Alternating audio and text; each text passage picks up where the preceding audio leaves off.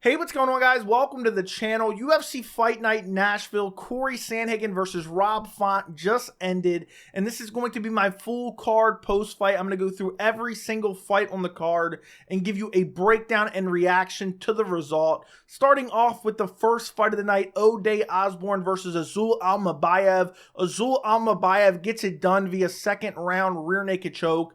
And this was a great UFC debut for Almabayev. He gets a single leg takedown early in the first round, controls Osbourne, advances position, lands some good ground and pound. He gets cut from the bottom by Osbourne somehow, but that's pretty much the only thing that happened to him in the first round. And then Almabayev looking for a choke to end round one. Second round, doesn't get a takedown as early in the round. There's some striking exchanges. Almabayev looked very fast, particularly with his kicks. Doesn't really eat any real damage from Osbourne. A couple strikes kind of land on the guard and graze him a little bit. But then eventually he gets a takedown. It looked like he was looking for a double leg, but then eventually gets a trip, gets him down, transitions to the back, and ends up getting the rear naked choke near the fence. They were kind of in a seated position up against the fence when he started looking for the rear naked, started landing some little pitter-patter ground and pound shots, start working the rear naked choke. Osbourne's defending well. Eventually they ended up kind of flat on the canvas, and Almabayev's able to find the rear naked choke in the second round. Good performance. You know, he made his UFC debut against a decent guy in Osbourne.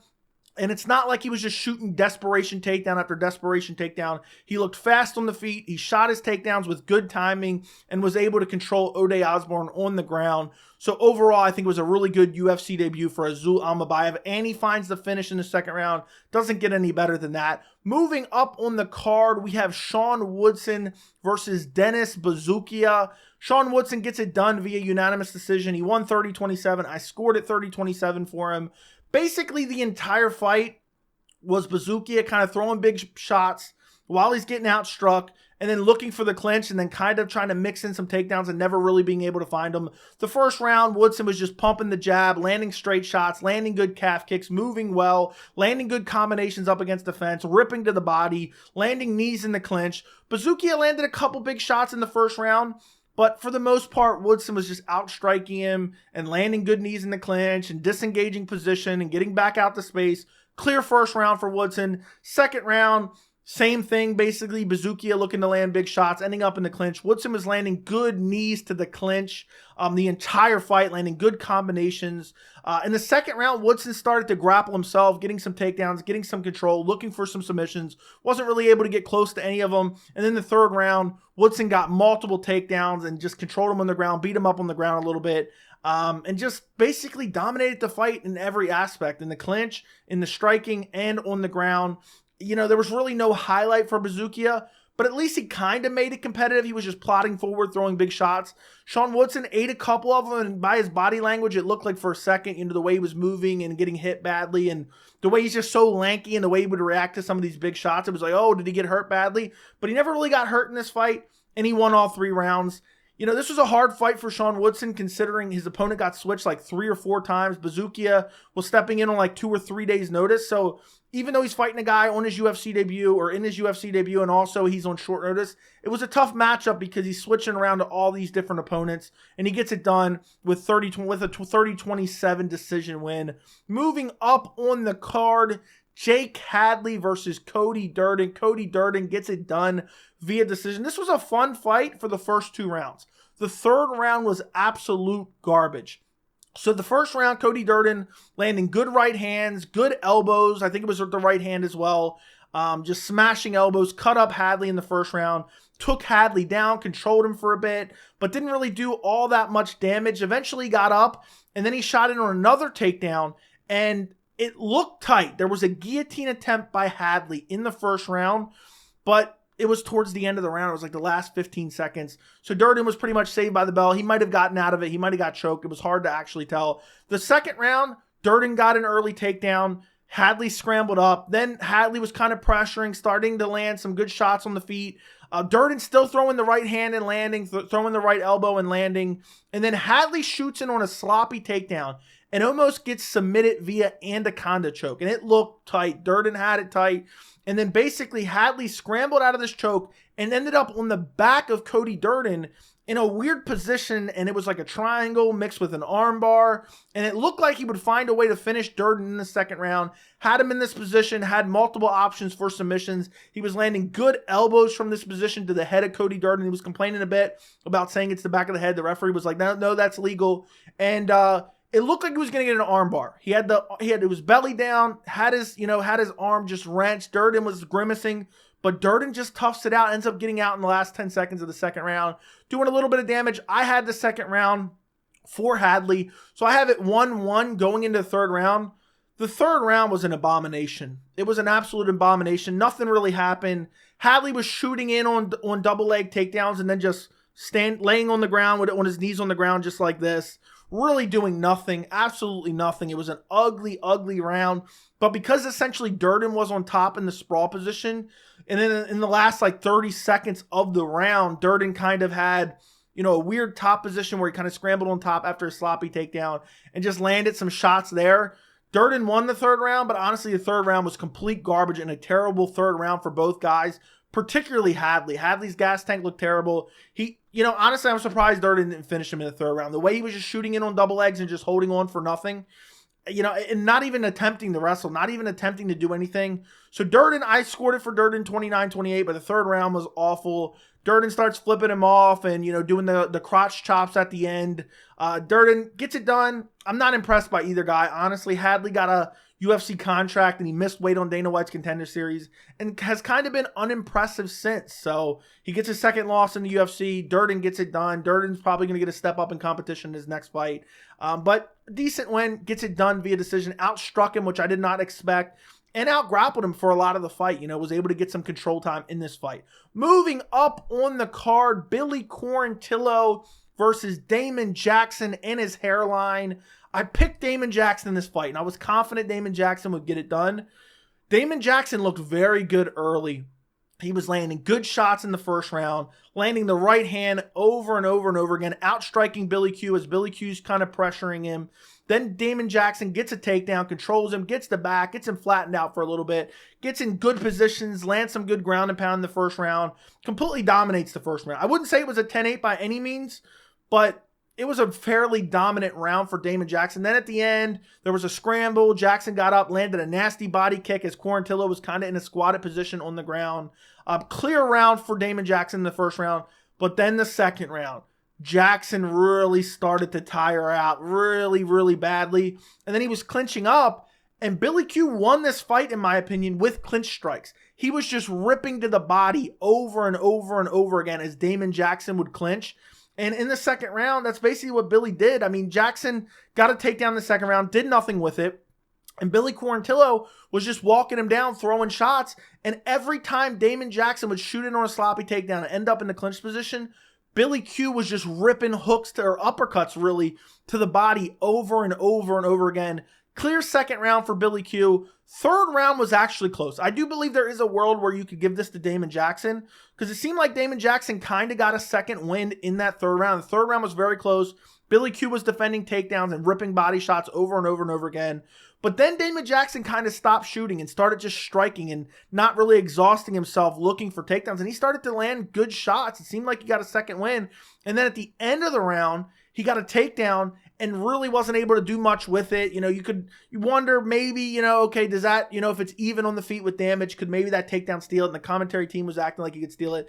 I leaned Billy Quarantillo. I thought he did more damage in the third round, even though Jackson had some moments. So I had it 29-28 for for Billy Quarantillo. But I do not think it's crazy to score at 29-28 for Damon Jackson. But I had the second and third for Billy Q. Billy Q's stamina and durability is unbelievable. But had Damon Jackson had a better gas tank in this fight, he would have been able to win this fight. He was outstriking him and out-grappling him when he had a good gas tank or when he was fresh in this fight. Moving up on the card, we have Jeremiah Wells versus Carlston Harris. Carlston Harris gets it done via third round anaconda choke. What a wild fight this was. I mean, the first round, Jeremiah Wells landed a nasty side kick to the body, then ended up just pressuring him like crazy and getting a takedown, controlled him on the ground, beat him up on the ground, dominated him in the first round, dominated Carlston Harris in the first round. Second round, similar situation. Wells took him down again, dominated him on the ground again. Clear first 2 rounds for Jeremiah Wells, looking like he's going to cruise to a decision. Third round, Wells is a little bit tired, but he doesn't seem exhausted. And he's just throwing wild winging shots and looking super sloppy in the third round. And then he shoots in on like a kind of far out desperation takedown. Doesn't get it, gets stuffed. Carlston Harris kind of looking to set up a choke there, but then they disengage. He does it again, gets him up against the fence. It looked like this was going to be a really good shot. Looks like Wells was going to get him down, and then that was going to be fight over. It was going to be 30-27 for Jeremiah Wells. But as he hasn't pushed up against the fence, Carlston Harris just locks up a choke. Jeremiah Wells goes to the ground. You could tell it was kind of tight. Starts to defend it a little bit, tries to keep space. But Carlston Harris just wrenches up, gets his body closer to him, just bends, like crimps the neck of Jeremiah Wells and chokes him out cold in the third round in a come-from-behind victory for Carlston Harris. Jeremiah Wells, I mean, he's getting up there in age. He was on this nice win streak. It was looking like, oh, now he's going to beat Carlston Harris and move up, to some bigger and better fights in the welterweight division. But he ends up shooting in on a sloppy takedown and gets submitted in the third round. Or not even submitted, choked out. I mean, that's still a submission. But you get my point. He ends up getting choked out in the third round and in a fight that he was clearly winning. So he made a massive mistake there. He's super sloppy on the feet. I think he thought he had it in the bag and just was kind of shooting careless takedowns because he had been dominant in the grappling and ends up paying for it in an anaconda choke and getting choked out cold in the third round. Moving up on the card, Kyler Phillips versus Hani Barcelos. Kyler Phillips gets it done via decision. This was a fun fight, and honestly, I saw a scenario where Barcelos got this fight. Now, Kyler Phillips' first round looked very good. Good combinations, very fast. Good calf kicks. Dropped Barcelos in the first round. Looked for the finish, but wasn't able to get it. Barcelos really started landing some good shots towards the end of the first round, but wasn't able to really do anything crazy. But he made that round. He closed that gap in the second half of the first round. It was a close round, but I thought clearly Kyler Phillips won the first round. Second round was very close. Phillips got an early takedown, but wasn't really able to do much with it. Both guys were landing good shots on the feet. Barcelos started mixing in the grappling, got a few takedowns, but really wasn't able to do much with it. And I think this second round was very close, but I scored it for Phillips as well. And then the third round was just an ugly, ugly third round. Both guys slowing down. Barcelos was kind of pressuring him and, landed some decent shots on the feet. And I scored the third round for Hani Barcelos. But honestly, it was such an ugly round. I mean, I think the third round should have went to him. But there wasn't a whole lot to go off in the third round. But ultimately, I had it 29-28 for Kyler Phillips. But there was a case to be made that the second and third round could have went to Barcelos. The second round was very, very close. So I saw going into that decision, I'm like, oh my goodness, Barcelos may get this decision. People are going to be screaming robbery. And it's really not a robbery. But overall, Kyler Phillips, he looks so fast and athletic early, but the cardio wasn't there.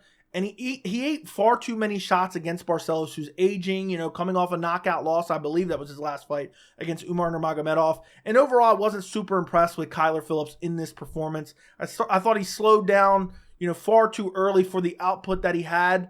And I don't know how good he's going to look moving up the ranks in the bantamweight division, but he gets it done via decision.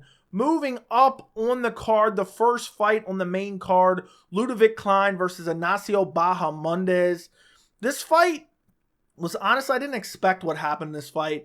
Klein hurt Bahamondes early on the feet, was just smashing him on the ground afterwards. Bahamondes was looking for subs, but really wasn't able to find much and just getting busted up. Got up like the last minute of the first round, but really meant nothing. Clear first round for Ludovit Klein. Second round, Klein got an early takedown, wasn't able to do much with it.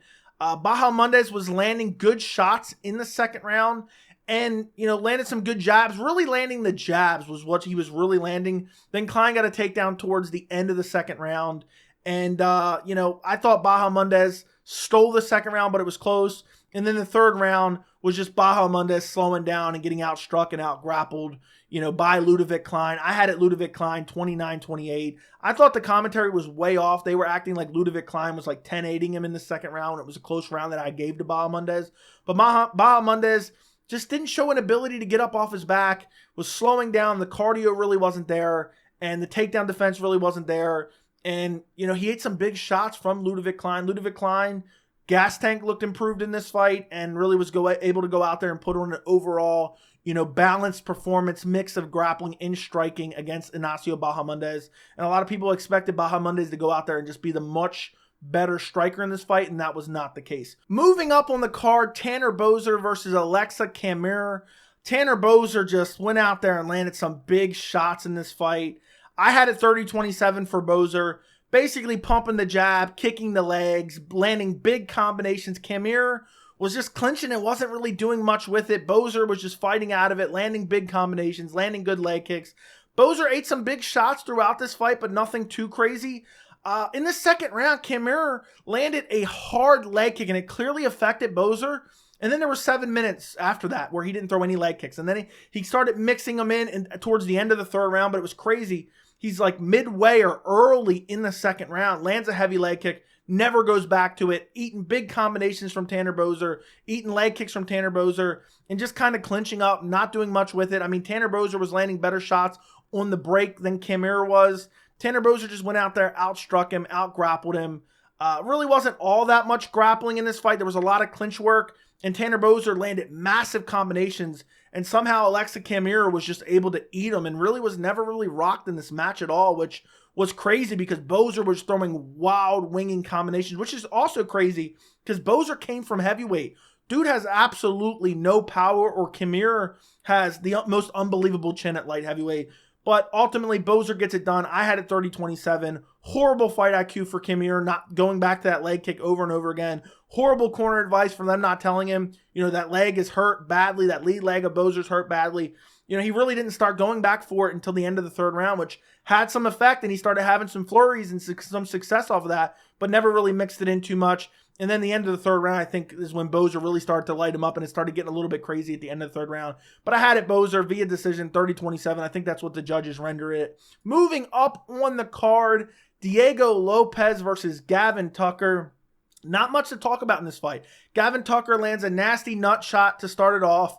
If Joe Rogan was there, he would have said it never even landed. The point of impact would have been in a different location, but nasty nut shot. Diego Lopes somehow recovers from it in like a minute, goes back out there. Gavin Tucker throws some, fast combinations, but nothing really lands too clean. Then he shoots in on a takedown.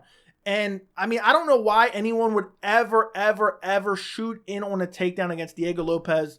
He's shown unbelievable jiu-jitsu and unbelievable offensive submission ability. Immediately starts to lock up a triangle, gets a triangle, ends up getting an arm bar as well. He's kind of switching back and forth, deciding which submission. Is he going to go all out for the triangle? Is he going to go out for the arm bar? Ends up using it to basically sweep and ends up in a mount as he's doing it. Straightens out the arm. Nasty, just literally bends the arm the opposite way. And as they're transitioning where Lopes is going to end up basically sitting on his chest, that's when Gavin Tucker taps out. I think he hurt his arm. I'm not 100% sure, but Diego Lopes, the grappling and submission ability at 145 is incredible. He gets it done. First round submission. I don't know if they called it a triangle armbar. I don't remember. I would assume it would be considered an armbar. Maybe they call it a triangle armbar because he was in that position as well. But Diego Lopes threatening with nasty submissions off of his back.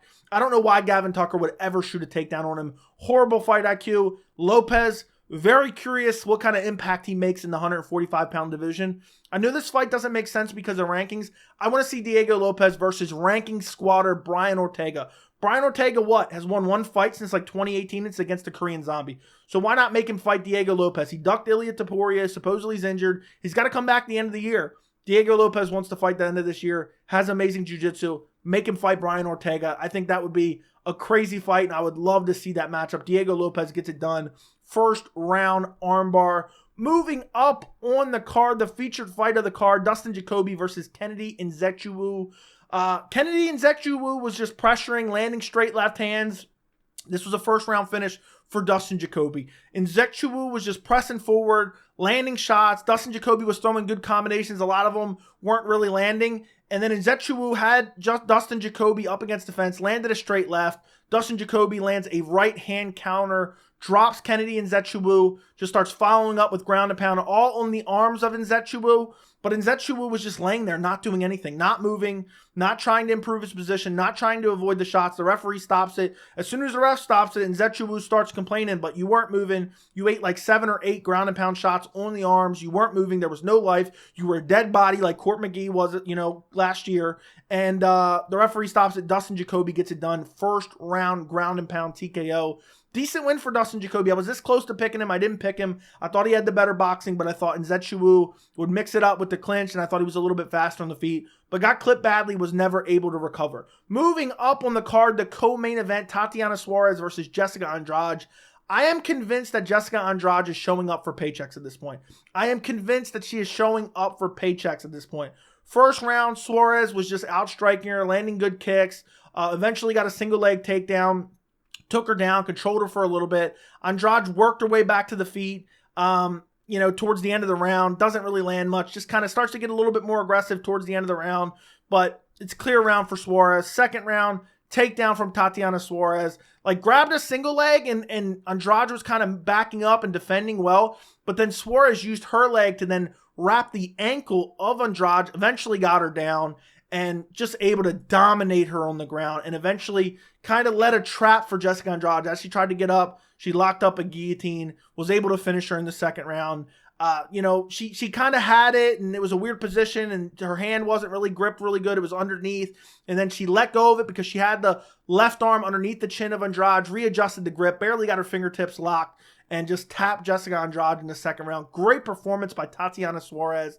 But I am convinced that Andrade is just showing up for paycheck. She stepped in on short notice here. She stepped in on short notice against Erin Blanchfield, and she's just getting finished. She has no grappling. She doesn't have any grappling. And I know people are going to act like this is a great win. It is a decent win. But I think Andrade is showing up for paychecks. I think she's at a point in her career where she's just popping in on any short notice fight she can get just to get a paycheck. Suarez, I think a future title contender for sure. I hope we see her super active. She didn't take any damage in this fight. Andrade couldn't close the distance, couldn't really land any big shots in this fight, and just got out grappled by Tatiana Suarez and got finished in the second round. Moving on to the main event, Cory Sandhagen versus Rob Font. Cory Sandhagen wins via 50-45, and I thought this was an outright robbery. Rob Font clearly won this fight. I'm kidding. This fight was horrible. I hate to say it. It wasn't. I think it's going to get a little bit too much hate, but the fight was really, really bad. The first round was enjoyable. We saw an early takedown from Sandhagen, but Font was threatening with submissions and finding sweeps and able to get up. And then there was another takedown from Sandhagen, and then he landed a little bit of ground and pound. And, the first round was a really solid round. Font looked good scrambling. I think Font at the end of the first round caught a kick his own and took Cory Sandhagen down, but it was towards the very end of the first round, wasn't able to do much with it. And then after that, the second round, I marked it down. He took him down at 4 minutes and 40 seconds of the second round, and Font was able to do nothing. And Sandhagen was just getting the half guard, landing some ground and pound, but nothing crazy, not really advancing position outside of half guard, and just landing just the bare minimum not to get slid up. And that was pretty much the third round and the fourth round. The fourth round was horrible. Absolutely horrible. Font got up in the fourth round towards the end, but got immediately taken down again. And then the fifth round was really bad as well. Cory Sandhagen went out there, just out-grappled him for 5 rounds. And he said he had an injury. I wondered, okay, did he have some type of injury? I didn't want to be Joe Rogan, but I was speculating, is that arm compromised or something?